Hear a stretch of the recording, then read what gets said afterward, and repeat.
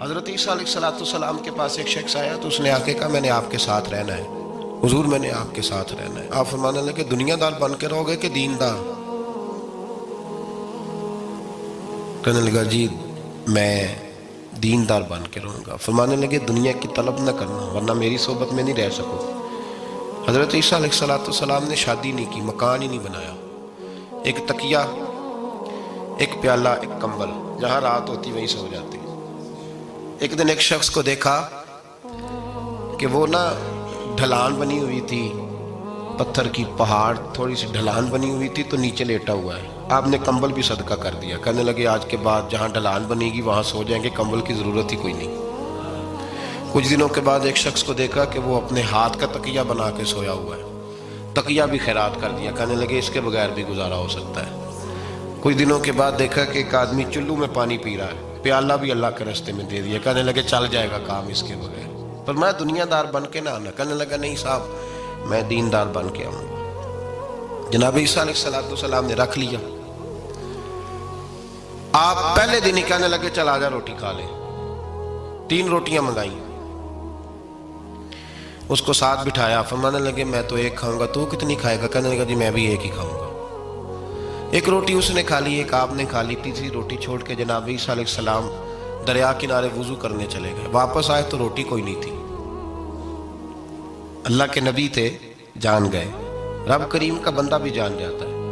اقبال کہتے ہیں اولیاء کیا ہیں جواسی سلول قلوب، کہتے ہیں رب کے ولی کو ٹٹولا نہ کر، وہ تو دلوں کے حال بھی جانتا ہے۔ انہیں ٹٹولا نہ کر، غبار آلود سمجھ کر حقارت سے نہ دیکھ ان کو، انہی کی ٹھوکروں سے سلطنت بنتی بگڑتی ہے۔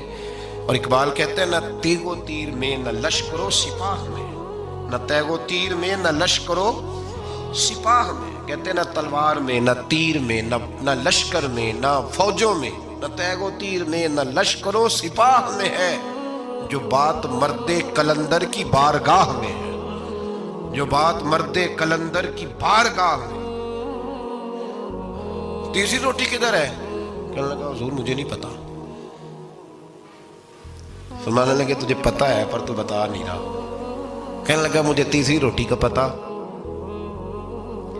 حضرت عیسیٰ علیہ السلام میں ایک ہرنی جا رہی تھی، اس کے ساتھ 2 بچے تھے، آپ نے ایک بچہ پکڑا، اس کو ذبح کیا، لکڑی جلائی، اس کو بھونا، اس کو بھی کھلایا، خود بھی کھایا، ہڈیاں جمع کر دی۔